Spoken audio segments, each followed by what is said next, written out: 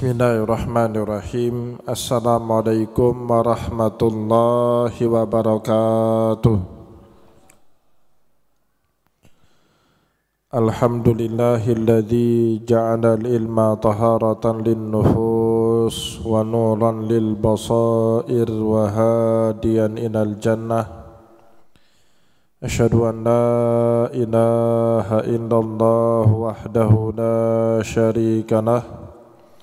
Wa asyhadu anna Muhammadan abduhu wa rasuluhu sahibul burhan. Allahumma salli wa sallim ala rasulikal karim Muhammad sallallahu alaihi wasallam wa ala alihi wa ashabihi wa man tabi'ahu bi ihsanin ila yaumiddin summa amma ba'du. Puji dan syukur senantiasa dan tidak pernah bosan-bosannya kita panjatkan kehadirat Sang Maha Pencipta Allah Subhanahu wa Ta'ala, yang mana dengan limpahan karunia-Nya, rahmat-Nya, hidayah-Nya serta anugerah-Nya kepada kita semua, kita kembali masih diberikan kesempatan, kesehatan dan usia panjang oleh Allah untuk sama-sama dan senantiasa mengabdikan diri kita di jalannya dengan menjalankan segala perintahnya dan menjauhi semua larangannya. Salawat diringi salam juga tidak pernah lupa pula kita hanturkan kepada junjungan alam Nabi besar Muhammad sallallahu alaihi wasallam, di mana beliau telah bersabda dalam sebuah hadisnya, man salaka tariqan yaltamisu fihi ilman sahalallahu lahu bihi tariqan ilal jannah. Barang siapa yang meniti satu jalan untuk menuntut ilmu agama Allah, maka niscaya Allah Subhanahu wa Ta'ala mudahkan baginya jalan menuju ke surganya Allah. Bapak Ibu kaum muslimin dan muslimat yang dimuliakan oleh Allah, mari pada kesempatan malam Jumat yang penuh dengan keberkahan ini, sambil kembali kita niat iktikaf di rumah Allah, dan juga sambil kita menunggu kembali datangnya pelaksanaan sholat isya berjamaah, mari sama-sama kita kembali melanjutkan pengajian kita dengan kitab Zadul Ma'ad fi Hadi Khairil Ibad karya Imam Ibnul Qayyim Al-Jauzi rahimahullahu ta'ala anhu. Dan insyaallah pada kesempatan malam ini kita kembali akan melanjutkan pembahasan qiraatuhu fi shalah, bacaan-bacaan apa saja yang dipakai atau yang biasanya dibaca oleh Rasulullah di dalam sholat.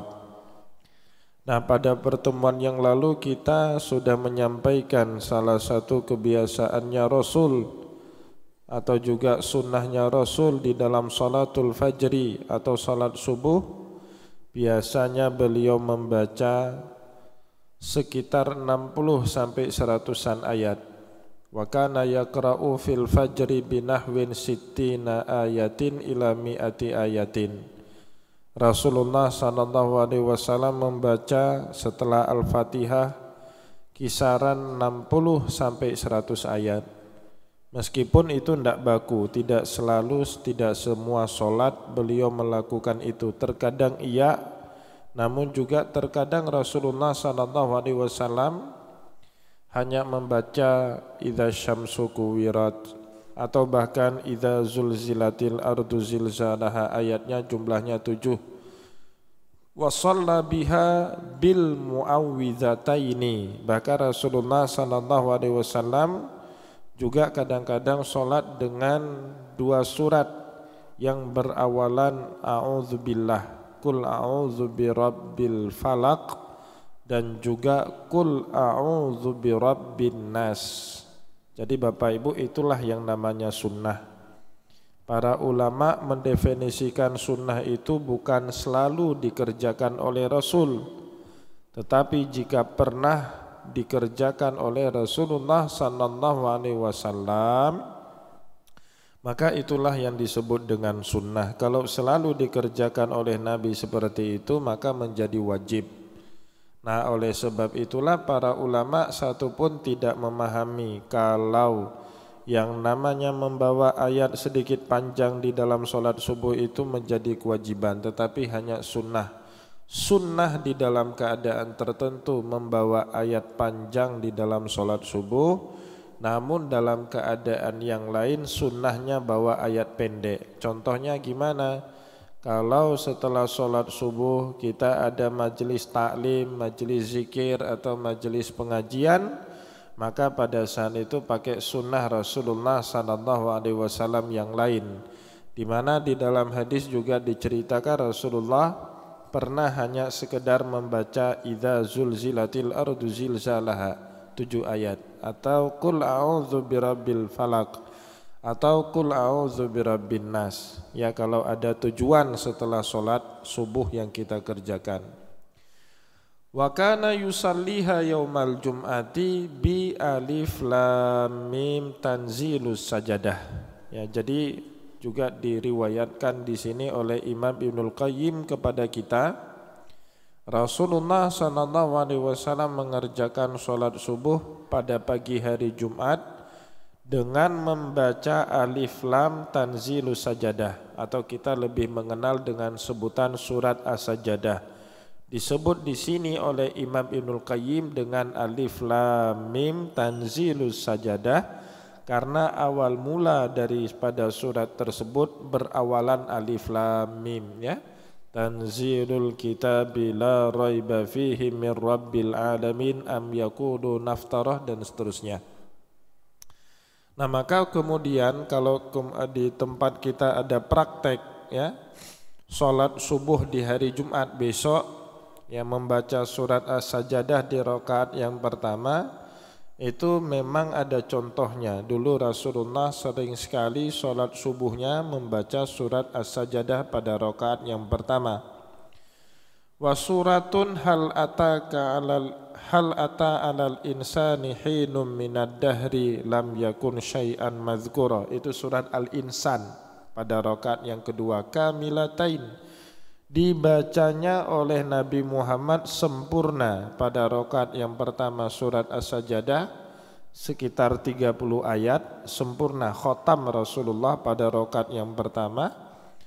Begitu juga pada rakaat yang kedua Rasulullah SAW mengkhatamkan bacaan surat al-insannya sekitar 40-an ayat, ya, khatam juga di rakaat yang kedua. Nah, itu salah satu sunnah yang dicontohkan kepada kita oleh Rasulullah saat mengerjakan sholat subuh di hari Jumat, ya. Walam yaf'al ma yaf'aluhu katsirun minan nasi al-yaum min qira'atin ba'du hadhihi wa ba'du hadhihi fi raka'atain. Nah, sunnahnya Rasulullah seperti yang kita jelaskan tadi tidak dilakukan oleh kebanyakan orang di masa hidupnya Imam Ibnul Qayyim. Kenapa demikian? Karena di masa Imam Ibnul Qayyim hidup, kebanyakan orang itu memotong-motong, memenggal-menggal bacaannya. Misalnya surat as-sajadah untuk 2 rakaat. Ya, itu dulu Rasulullah, kata Imam Ibnul Qayyim, tidak melakukan seperti itu. Yang namanya surat as-sajadah dikhatamkan pada rakaat yang pertama dan surat al-insan dikhatamkan pada rakaat yang kedua. Tetapi praktek yang berlaku di zaman hidupnya Imam Ibnul Qayyim, ya, di sini beliau menjelaskan walam yaf'al ma yaf'aluhu katsirun minan nasi al-yaum, pada hari ini maksudnya di zaman beliau hidup, kebanyakan orang min qira'atin ba'du hadhihi wa ba'dun hadhihin fi raka'atain, membelah 2 surat itu, atau kadang-kadang 1 surat dibelah menjadi 2 pada rakaat yang pertama sebahagian dan dibaca kemudian secara tuntas pada rakaat yang kedua. Itu tidak dipraktekkan, kata beliau, oleh Rasulullah. Benar, Nabi Muhammad tidak pernah membelah surat as-sajadahnya menjadi 2 bahagian. Tetapi Bapak Ibu kaum muslimin dan muslimat yang dimuliakan oleh Allah, jika setelah sholat subuh kita ada maksud yang lain seperti buat majelis pengajian, majelis taklim ya, maka kita membelahnya pun tidak menjadi masalah, karena setelah itu kita beralih mengerjakan sunnah Rasulullah yang berikutnya. Majelis taklim itu juga bahagian daripada sunnahnya Nabi Muhammad sallallahu alaihi wasallam. Maka saya pernah ditanya Bapak Ibu, ya di Masjid Baitul Musyahadah, biasanya saya kasih pengajian setiap pagi Jumat. Itu dulu punya kebiasaan di rakaat yang pertama baca surat As-Sajdah. Pada rakaat yang kedua baca surat Al-Insan. Kalau itu dilakukan Bapak Ibu, ya boleh jadi selesai sholat subuhnya jam 6 lewat 10 menit. Belum lagi tambah zikir dan baca doa sebentar. Jam 6 lewat 15 menit. Pengajian 15 menit tidak cukup. Ya, biasanya jam setengah 7 sudah bubar. Karena banyak juga jamaah orang kantoran. Maka kemudian pengurus masjid bermusyawarah, boleh enggak Ustadz? Kita baca surat As-Sajdah saja, ya dibagi ke dalam 2 rakaat. Rakaat yang pertama, rakaat yang kedua. Ya boleh, tidak menjadi masalah. Karena kita beralih dari satu sunnah Rasulullah SAW kepada sunnah Rasulullah SAW yang lain. Ya, kita tidak mengambil sunnah Rasulullah yang membaca surat As-Sajdah pada rakaat yang pertama dan surat Al-Insan pada rakaat yang kedua, tetapi kemudian kita mengambil sunnah Rasulullah yang membuat majelis taklim setelah sholat subuh. Nah itu jadi pilihannya. Maka kemudian para ulama, termasuk juga Imam Ibnul Taimiyah, beliau mengatakan di dalam ibadah ini yang dikehendaki oleh Rasulullah SAW atanawu. Atanawu itu maknanya beraneka ragam, tidak seragam Bapak Ibu. Rasulullah memang sengaja men-setting ibadah di dalam syariat kita itu beraneka ragam. Ada masjid yang sholat subuh Jumatnya bawa surat As-Sajdah rakaat yang pertama, baca surat Al-Insan pada rakaat yang kedua, silakan. Mereka mengamalkan sunnah Rasulullah. Ada surat As-Sajdah dibagi menjadi 2 pada rakaat pertama, pada rakaat yang kedua, silakan. Setelah itu mereka melanjut dengan majelis zikir ataupun majelis taklim. Atau ada bahkan masjid yang tidak baca surat As-Sajdah, tidak baca surat Al-Insan pada sholat subuh di hari Jumatnya, tetapi baca ayat yang lain, tetapi setelah itu dilanjutkan dengan majelis zikir, majelis wirid, majelis taklim, atau bacaan surat Al-Kahfi atau surat Yasin berjamaah. Silakan ya Bapak Ibu ya. Itu semuanya dalam rangka mengamalkan bahagian daripada ajaran Rasulullah sallallahu alaihi wasallam. Jadi itu sinergi, tidak usah dipertentangkan. Ikhtilafut tanawu, memang perbedaan-perbedaan praktek agama itu dikehendaki oleh Rasulullah sallallahu alaihi wasallam, bukan khilafut tudad, bukan perbedaan pendapat yang saling berbenturan yang harus kita konflikkan antara satu dengan yang lainnya. Nah, maka oleh sebab itu Bapak Ibu kaum muslimin dan muslimat yang dimuliakan oleh Allah, selanjutnya Imam Ibnul Qayyim menjelaskan kepada kita wa qira'atu sajadah wahdaha fi raka'atain. Ya boleh juga lah kalau kita baca surat As-Sajdah wahdaha satu-satunya di dalam 2 rakaat salat subuh itu, tetapi wahwa khilafus sunnah. Hal seperti itu berbeda dengan sunnah yang diajarkan kepada kita oleh Rasulullah sallallahu alaihi wasallam. Bapak Ibu yang dimuliakan oleh Allah, ini keterangan menarik kalau kita tambah dengan keterangan yang diberikan oleh Imam Asy-Sya'rani di dalam kitab Mizanul Kubra. Kata Imam Asy-Sya'rani di dalam kitab Mizanul Kubra, Bapak Ibu, terkadang kita dalam beragama ini dibenarkan ya untuk suatu tujuan tertentu kita tidak mengikuti sunnahnya Rasulullah sallallahu alaihi wasallam, tetapi tujuan utama dari kita bersyariat itu dapat. Ya, Imam Asy'arani berikan contoh seperti ini Bapak Ibu. Kalau kita sholat berjamaah, pada saat imam melakukan kesalahan, baik kesalahan imam itu pada bacaan atau kesalahan imam itu pada gerakan, cara tegur yang diajarkan oleh Rasulullah kepada kita kan mengucapkan subhanallah, ya kan? Kalau imam misalnya rupa i'tidal, kita baca subhanallah. Imam lupa duduk di antara dua sujud, baru sujud yang pertama dia langsung bangun, kita baca subhanallah. Imam lupa duduk tasyahud yang pertama, kita sebagai makmum baca subhanallah. Imam sholat maghribnya kelebihan rakaat atau kekurangan rakaat, kita ingatkan imam dengan bacaan subhanallah. Itu sunnah yang diajarkan kepada kita oleh Rasulullah sallallahu alaihi wasallam. Tetapi Bapak Ibu, seandainya imam kemudian kita tegur dia dengan subhanallah tapi tidak paham, namun kalau kita terus membiarkan imam di dalam ketidakpahamannya itu, bahkan justru akan mengancam nyawa imam, boleh enggak kita tegur dengan ucapan yang lain? Misalnya Bapak Ibu, di dalam kitab Mizanul Kubra Imam Asy'arani memberikan contoh. Ada seorang imam Bapak Ibu sholat berjamaah dengan makmum, sholat subuh. Tiba-tiba di belakang imam itu ada ular. Makmum menegur imam supaya dia hati-hati dengan teguran subhanallah. Ya imam tidak paham subhanallah, apanya yang salah? Kan bacaan imam baik-baik saja, itu tidak ada yang salah. Imam pun mikir, ini gerakan saya juga nggak ada yang tinggal.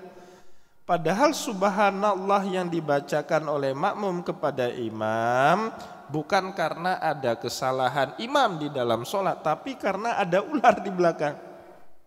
Nah maka pada saat itu Bapak Ibu, Imam Asy'arani mengatakan boleh bagi makmum menegur imam dengan suatu ucapan yang dipahami oleh imam, meskipun itu khilafus sunnah, tidak sunnah, ya kan? Jadi gimana? Ya tadi nggak ada cara lain. Imam ada ular di belakang. Itu tidak sunnah, benar tidak sunnah Bapak Ibu. Memang nggak pernah diajarin oleh seperti itu oleh Rasulullah. Tapi untuk kepentingan imam yang lebih besar, kalau enggak nyawa taruhan, ya kan? Ya maka makmum boleh mengucapkan, imam batalkan sholat, ada ular di kakimu. Nah, itu boleh. Nah, itu contoh yang diberikan oleh Imam Asy'arani. Atau contoh berikutnya Bapak Ibu, misalnya di belakang kita itu ribut, ya ada orang ribut. Itu bagaimana cara imam negur supaya makmum tidak ribut di belakang? Ya Rasulullah sallallahu alaihi wasallam tidak pernah meninggalkan satu contoh kepada kita bagaimana caranya imam yang sudah berada di dalam sholat menegur makmumnya yang ribut di belakang. Tidak ada itu contohnya dari Rasulullah. Ya kenapa? Karena dulu para sahabat Rasulullah lumayan tertib di dalam sholat. Kalau kita misalnya sudah sholat, sudah rakaat kedua, terjadi kegaduhan, keributan. Untuk menertibkan makmum bagaimana caranya imam? Itu di dalam kitab Mizanul Kubra, Imam Sya'rani membolehkan imam berteriak dengan ucapan Allahu Akbar, Allahu Akbar, Allahu Akbar. Dia memberi peringatan kepada makmumnya supaya tidak ribut, supaya tertib di dalam sholat. Apakah itu sunnah diajarkan sama Rasul? Tidak Bapak Ibu, itu tidak sunnah diajarkan oleh Rasulullah SAW. Tetapi boleh enggak kita mempraktekkannya? Boleh. Ya, walaupun tidak diajarkan oleh Rasulullah. Demi apa? Tujuan yang lebih besar untuk menertibkan kembali jamaah dalam melaksanakan sholat secara berjamaah. Nah itu dia ya. Jadi kata khilafus sunnah ini tidak usah alergi kali Bapak Ibu. Sebagian kita kalau sudah mendengar ini berbeda dengan sunnah yang diajarkan sudah alergi. Berarti bid'ah, tidak seperti itu, tidak secepat itu ya. Maka perlu kita ilmui agama ini sehingga kita tahu meletakkan kapan itu jadi bid'ah, kapan itu ditolerin oleh ilmu jika ada tujuan yang lebih besar, meskipun dulu Nabi Muhammad sallallahu alaihi wasallam tidak mencontohkan seperti itu. Dulu Bapak Ibu orang manggil orang lain sholat ya sebelum dikumandangkan azan, karena dulu tidak ada mikrofon. itu petambo, ya, pukul beduk orang dulu. Karena beduk itu suaranya lebih nyaring daripada suara orang azan. Maka di menasah-menasah kita dulu itu Bapak Ibu ada beduk semuanya. Apakah boleh pukul beduk itu? Ya boleh. Tapi Rasulullah ngajarin enggak? Ya enggak. Rasulullah Bapak Ibu mengajarkan seruan untuk memanggil orang lain ke masjid itu ya azan aja. Ya, tidak ada pukul beduk. Tetapi di tempat kita, ya karena daerahnya banyak pohon, banyak hutannya dulu, beda dengan orang Arab tinggal di gurun, suaranya nyaring, maka cepat orang bisa dengar, diterbangkan suaranya oleh angin. Kalau di tempat kita banyak pohonnya, banyak penghalangnya. Ya maka dulu kearifan lokal orang tua kita dulu pukul beduk dulu. Nah, sudah pukul beduk, sudah beduk dipukul baru kemudian muazin mengumandangkan azan, ya. Itu khilafus sunnah. Iya benar.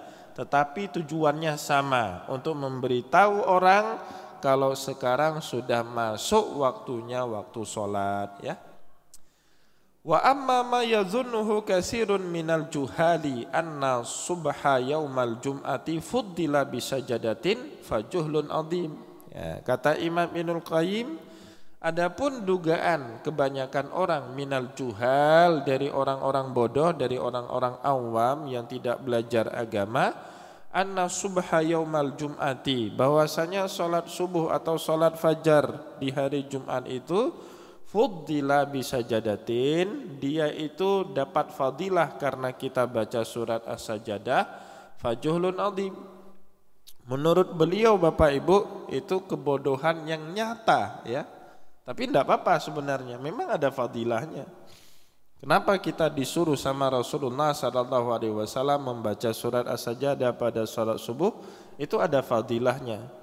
Maka Bapak Ibu, sholat itu, ibadah itu sangat tergantung dengan niat. Kalau kita niatnya cari fadilah lah, dapatlah kita fadilah daripada surat As-Sajadah. Kalau kita niatnya dengan surat yang lain, ngambil berkah dengan surat yang lain, ya maka kita dapat fadilah dari surat tersebut. Misalnya untuk menumbuhkan keikhlasan yang lebih dalam beribadah, kita lebih memilih membaca surat Al-Ikhlas daripada surat As-Sajadah, maka kita akan dapat fadilah daripada surat Al-Ikhlas. Tidak usah dipertentangkan juga itu. Ya maka kita kurang setuju, ya. Kalau di sini Imam Ibnul Qayyim dengan agak sedikit keras mengatakan, jika ada orang menduga ya sholat subuh kita itu bagus karena kita sholatnya dengan membaca surat As-Sajadah, itu kebodohan yang nyata, ya tidak menjadi masalah Bapak Ibu kalau kita sholat subuh dengan mencari pahala ataupun fadilah dengan membaca surat As-Sajadah, karena masing-masing surat di dalam Al-Quran itu ada fadilahnya masing-masing, ya. Di dalam kitab Al-Itqan fi Ulumil Quran karangan Imam As-Suyuti di jilid yang terakhir Bapak Ibu, itu ada judul bab Fadailul Quran, fadilah-fadilah dari surat-surat tertentu di dalam Al-Quran. Masing-masing daripada surat-surat di dalam Al-Quran itu ada fadilahnya masing-masing, ada kegunaannya masing-masing. Bapak Ibu lama tinggalin rumah kosong, kita bisanya pergi keluar daerah, rumah kita tinggal lama lebih daripada 3 hari kosong. Itu sepulangnya kita ke rumah kita, sunnahnya itu bukan baca surat Al-Ikhlas. Dan juga sunnahnya bukan baca surat As-Sajadah. Sunnahnya baca apa? Surat Al-Baqarah. Ya, Rasulullah SAW minta kita, kalau rumah terlalu lama ditinggalkan kosong, maka sekembalinya kita pulang kembali ke rumah itu disunahkan baca surat Al-Baqarah. Fa inna syaitan tanfiru min buyutin tukra'u fiha surat Al-Baqarah. Karena yang namanya setan itu tidak tahan dari rumah yang sering dibacakan padanya surat Al-Baqarah. Jadi fadilahnya beda di situ, ya, enggak lagi surat Sajadah. Ada orang yang tanya, hari Jumat mulai tadi sore sampai besok sebelum asar, itu yang baiknya kita baca surat Yasin atau baca surat Kahfi? Ya tergantung niat. Ya kembali kepada hadis Rasulullah, innamal a'malu binniyat, tergantung niat. Kalau niatnya mau dapat fadilah bacaan di hari Jumat, bacanya surat Al-Kahfi. Ya. Tetapi Bapak Ibu kalau niatnya untuk menghadiahkan pahala bacaan Al-Quran tersebut kepada orang yang sudah meninggal dunia, maka baiknya baca surat Yasin. Kenapa demikian? Ya karena kata Rasulullah, Yasin qalbul Quran faqra'uha ala mautakum. Yasin itu jantungnya Al-Quran. Maka yang paling baik kita bacakan untuk orang yang sudah mati di kalangan kita itu ya Yasin. Yang kita hadiahkan yang paling baik Yasin. Nah, maka Bapak Ibu ada satu masjid, ya, jamaah Masjid Al-Furqan Berawi. Mereka itu punya tradisi baca Yasin dari dulu setiap hari Jumat pagi. Ya besok itu jamaah Masjid Al-Furqan Berawi biasanya baca surat Yasin. Setelah baca surat Yasin, makan-makanlah sambil ngopi. Nah, kemudian ada sebagian jamaah yang dengar kalau hari Jumat itu fadilahnya baca surat Kahfi. Maka mereka tanya sama saya, jadi ini Ustadz yang baiknya baca apa? Surat Yasin apa surat Kahfi? Ya saya jawab tergantung dengan niat kita. Apa yang mau kita niatkan? Kalau bapak-bapak, ibu-ibu ini mau mendapatkan fadilah bacaan di hari Jumat, maka jangan baca surat Yasin, bacanya surat Kahfi. Oh tapi kami niatnya untuk menghadiahkan pahala bacaan Al-Quran itu kepada saudara-saudara kami, kepada orang-orang tua kami yang sudah meninggal dunia, baik yang tinggal di Kampung Berawi maupun yang tidak tinggal di Kampung Berawi. Lah kalau itu jadi niat, maka baiknya baca surat Yasin, jangan surat Kahfi. Ya. Jadi tidak usah dipertentangkan Bapak Ibu. Ada sebagian jamaah kita yang niatnya nentang aja. Oh berarti surat Kahfi ini yang lebih kalau hari Jumat, surat Yasin bid'ah. Itu kan kita membenturkan tapu paki sesama ayat Al-Quran. Dua surat Al-Quran itu kita pakaikan, kita pertentangkan. Tidak usah seperti itu cara beragama ya. Kita beragama ini tidak usah mententangkan. Itu dua-duanya firman Allah Subhanahu wa ta'ala. Kita baca sesuai dengan tujuan kita. Bagi orang yang hafal Al-Quran pada hari Jumat, boleh enggak Ustadz? Saya enggak lanjut baca surat Kahfi tapi meneruskan sambungan hafalan saya. Utamanya bagi orang yang hafid Quran itu memang enggak baca surat Kahfi Bapak Ibu di hari Jumat. Kebetulan misalnya di hari Kamis dia sedang ulang juz 27. Di hari Jumat dia ulang juz 28, maka sunnahnya bagi orang hafal Quran itu terus lanjut. Ya, tidak baca undur lagi. Surat Al-Kahfi itu kan adanya di juz 15. Enggak mundur dia tapi terus-terus. Ya itu namanya qiraatun murtajilah, membaca Al-Quran beriri-iringan. Qiraatun murtajilah itu Bapak Ibu baca Al-Quran dari awal Al-Baqarah sampai khatam surat An-Nas, sambung lagi ya dengan surat Al-Baqarah dari Al-Fatihah ya sampai surat An-Nas. Setelah sampai surat An-Nas baca lagi surat Al-Fatihah sampai 5 ayat pertama surat Al-Baqarah wa ulaika humul muflihun, baru dia baca khataman. Itu namanya qiraatul murtajilah yang diajarkan kepada kita dulu oleh Rasulullah sallallahu alaihi wasallam.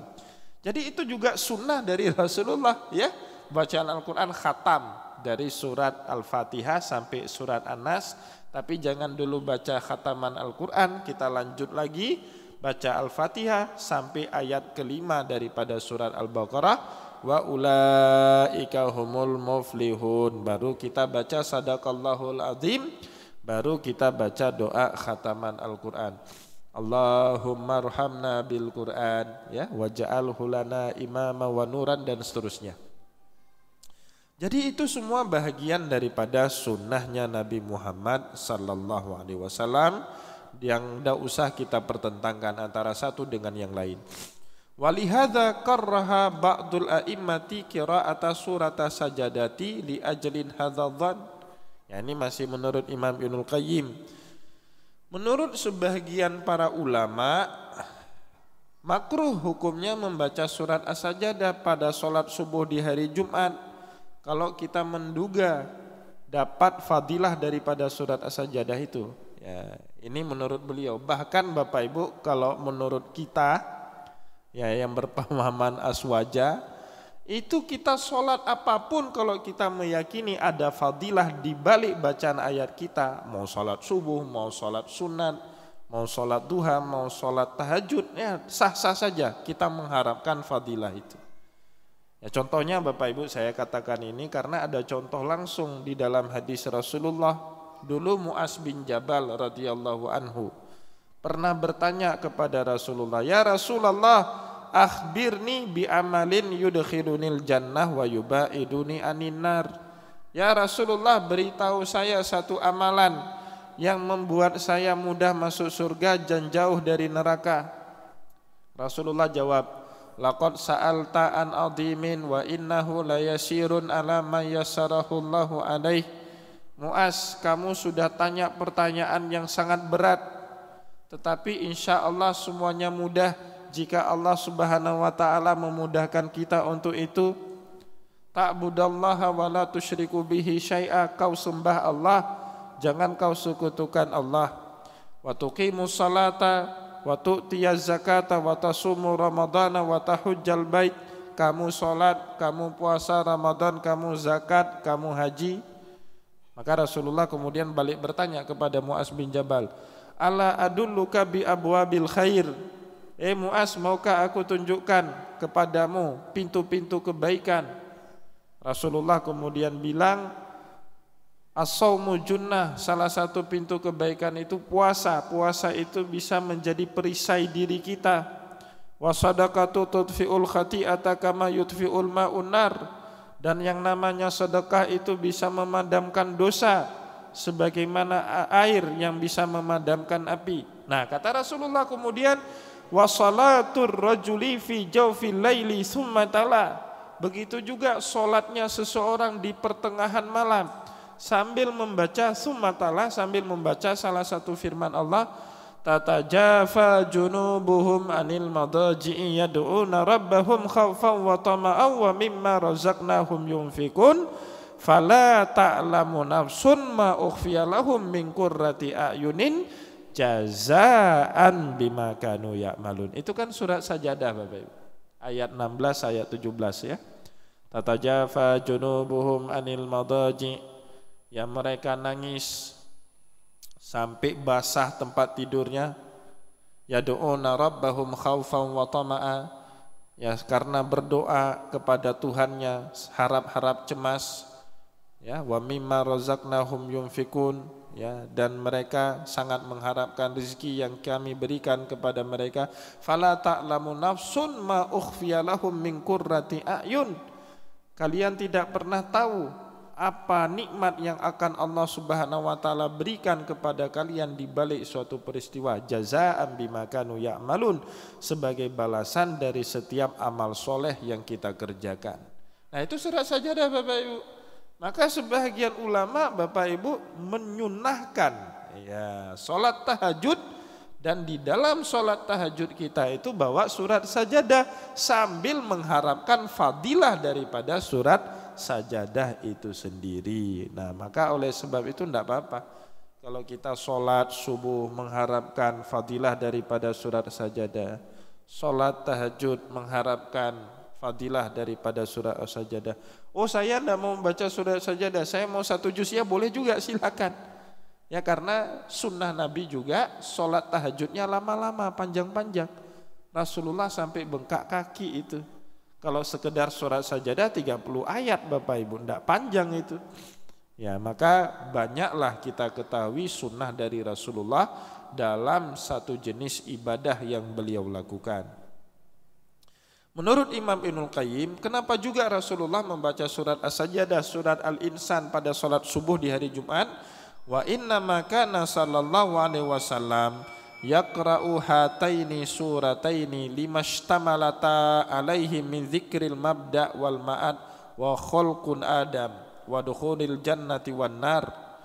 Jadi kata Imam Ibnul Qayyim, adapun kenapa Nabi Muhammad membaca dua surat tadi, surat Sajadah pada rakaat yang pertama dan surat Al-Insan pada rakaat yang kedua pada setiap salat subuh di hari Jumat, limashtamalata alaihi min dzikril mabda wal ma'ad. Karena pada dua surat tadi Bapak Ibu banyak sekali diceritakan oleh Allah asal usul penciptaan kita manusia.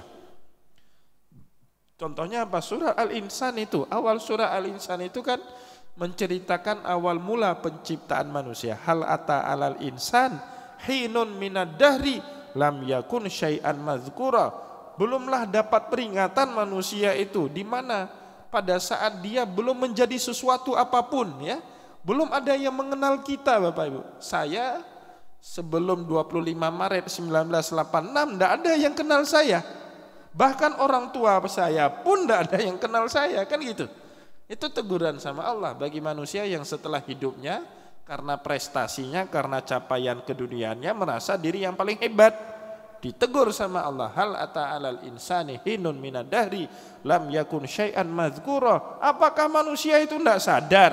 Dulunya itu dia bukan apa-apa, sebelum dia lahir itu tidak bawa apa-apa dia itu. Ditegur sama Allah, ya. Wa zikrul ma'ad. Begitu juga di dalam dua surat itu banyak sekali cerita tentang hari akhirat, ya.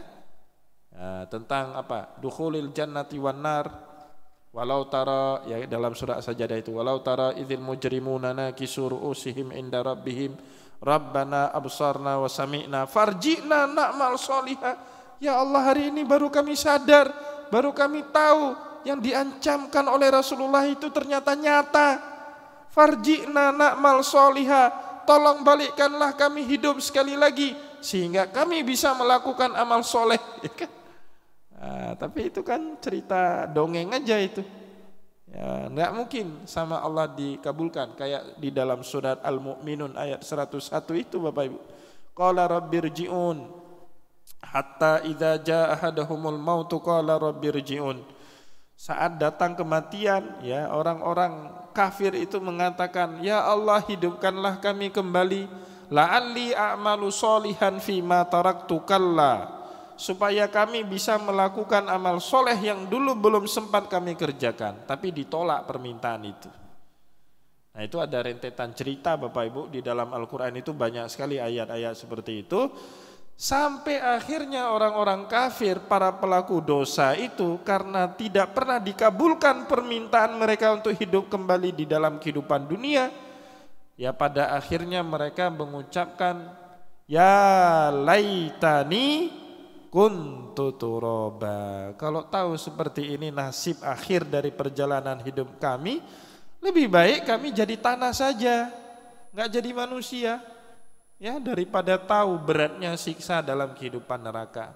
Nah Bapak Ibu, menurut Imam Ibnul Qayyim dan juga para ulama jumhur, kita disunahkan baca surat As-Sajadah dan sunnah baca surat Al-Insan pada sholat subuh di hari Jumat, karena di dalam dua ayat ini Bapak Ibu banyak sekali menerangkan asal usul penciptaan kita manusia, kejadian nanti di hari akhirat, masuknya kita ke dalam surga dan neraka, khulika Adam, dan juga proses penciptaan Nabiullah Adam.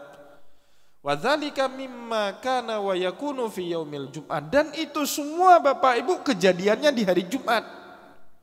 Bumi ini diciptakan sama Allah ya hari Jumat. Nabiullah Adam alaihissalam diciptakan sama Allah di hari Jumat. Kelak hari kiamat pun kejadiannya juga di hari Jumat. Dan sebaik-baiknya meninggal dunia, kata Rasulullah, bukan kata saya, itu di hari Jumat. Meskipun orangnya mengatakan itu meninggalnya di hari Senin, ya kan? Rasulullah meninggalnya hari apa, Pak? Hari Senin. Ya, maka terpecahlah umat. Ya, ada diskusi itu, ada perdebatan di antara para ulama. Siapa baik kita meninggal hari Senin atau hari Jumat? Orang-orang aswaja, orang-orang kaum sarungan, orang pesantren meyakini hari Jumat. Karena sabdanya itu, man mata yaumal jum'ati aw lailat jum'ati waqallahu min adzabil qabri. Barang siapa yang meninggal di hari atau di malam Jumat, Allah akan melindungi, menjamin dia dari azab kubur. Ya, maka orang-orang pesantren yakin betul Bapak Ibu hadis hari Jumat itu. Tetapi orang-orang Muhammadiyah meyakini hari Senin. Kenapa? Ya karena Rasulullah yang ngomong itu aja meninggalnya hari Senin. Yang menarik di Aceh Bapak Ibu, saya sering sekali mengatakan itu. Di Aceh menarik sekali. Tokoh Muhammadiyah Pak Imam Suja, yang mantan ketua PW Muhammadiyah itu meninggalnya hari Jumat. Padahal beliau orang yang meyakini sebaik-baik meninggal hari Senin, tapi meninggalnya hari Jumat. Tokoh pesantren Bapak Ibu, mantan ketua MPU kita, mantan kepala Kanwil itu Pak Ghazali Muhammad Syam, Allahu yarham. Itu orang yang meyakini sebaik-baiknya meninggal dunia hari Jumat, tapi beliau meninggal hari Senin. Itulah sunnatullah ya, cara Allah Subhanahu wa taala mengatakan ya baik hari Jumat, hari Senin juga baik, dan semuanya adalah hari-hari Allah, semuanya baik. Tapi gini Bapak Ibu, dalam konteks kematian, ya ini sedikit tambahannya, kita itu boleh minta sebenarnya sama Allah dalam konteks kematian itu. Ya, kita boleh minta dan Allah akan kabulkan itu. Yub'atsu ahadukum ala ma mata alaih. Hadis itu digunakan oleh para ulama mengatakan kematian itu boleh diminta. Maka datang sahabat Rasulullah bertanya kepada Nabi, namanya Sahal bin Hunayf, ya Rasulullah, saya ini kepingin mati syahid, tapi saya punya masalah karena ada orang tua yang harus saya jaga. Tidak mungkin saya bisa ke medan laga, tidak bisa saya, tidak dapat izin saya untuk berjihad fisabilillah. Padahal saya kepinginnya mati syahid, kata Sahal bin Hunayf radhiyallahu anhu.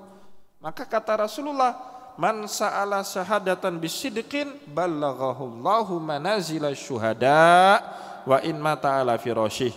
Barang siapa yang cita-citanya mati syahid dan dia sungguh-sungguh meminta kepada Allah agar dimatikan dalam keadaan syahid, maka Allah akan berikan itu kepada dia wa in mata ala firasyih, meskipun kelak dia akan mati di tempat tidurnya. Maknanya apa? Dapat pahala syahid. Orang yang sakit Bapak Ibu meninggalnya karena sakit parah, dia dapat pahala syahid. Kelak Sahal bin Hunayf ini Bapak Ibu memang enggak mati di medan laga, matinya terbaring, sakit lama, sakit parah. Itu cara Allah untuk memberi apa yang dia minta itu. Maka semua kita kemarin pengajian di Imasin, nggak salah saya itu ya, cerita ada seorang jamaah di Imasin itu selalu minta kalau ada orang meninggal dunia di hari Jumat, ndak medih lun, kata beliau itu. Kalau ada dengar pengumuman innalillahi wa inna ilaihi rajiun, ada seorang jamaah kita Bapak Ibu, orang biasa beliau ini, tapi setiap kali ada mendengar kematian di hari Jumat, beliau mengucap ndak medih lun menan. Ya, ndak medih lun, tiap hari dia bilang seperti itu. Kemarin meninggal dunia beliau di hari Jumat. Ya, karena memang bisa kita minta itu. Dan itu diizinkan. Maka saya minta saya sendiri Bapak Ibu, yang pertama jangan meninggal waktu naik pesawat terbang. Bahkan nampak jerat. Ya, enggak tahu di mana kuburan kita. Itu saya minta sama Allah. Yang kedua saya minta sama Allah itu meninggalnya 1 atau 2 Syawal. Ada tokoh Aceh itu Pak, Tengku Mahyuddin. Anak-anak muda ini enggak kenal itu. Beliau dulu imam besar Masjid Raya Turi Pak, Turi ya. Imam besar Masjid Raya Baitur Rahman, Tengku Mahyuddin. Beliau buat kitab tafsir Sajak Aceh. Ya, tafsir dalam bahasa Aceh tapi bersajak. Saya tahu kenapa, saya lahirnya di komplek YPWI itu Pak, di Jambu Tape itu. Beliau tinggal di situ, Imam Masjid Raya Baitur Rahman. Meninggal dunianya 1 Syawal Bapak Ibu. Waktu kita berlebaran ke rumah beliau, ngomong-ngomong, kebetulan cucu beliau itu seumuran dengan saya.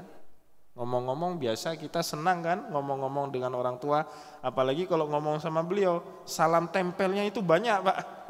5.000, dulu 5.000 itu besar, kalau oleh-oleh 1.000 perak sama beliau 5.000, senang betul kita anak-anak itu.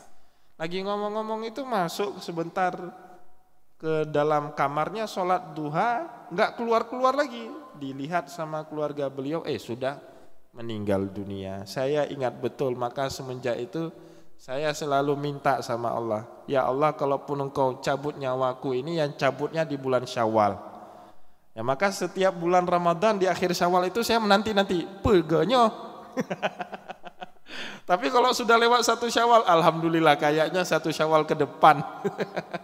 Meskipun ajal itu rahasia Allah ya, tadi kita masih diizinkan untuk meminta bagaimana keadaan kita waktu mati nanti berdasarkan hadis dari Rasulullah sallallahu alaihi wasallam tadi. Nah, maka Bapak Ibu silakan minta kematian Bapak Ibu itu seperti apa. Tentu yang paling kita minta itu kita meninggal dalam keadaan husnul khotimah. Semoga ada manfaatnya apa yang kita sampaikan pada malam ini.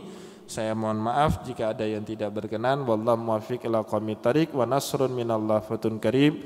Wassalamualaikum warahmatullahi wabarakatuh.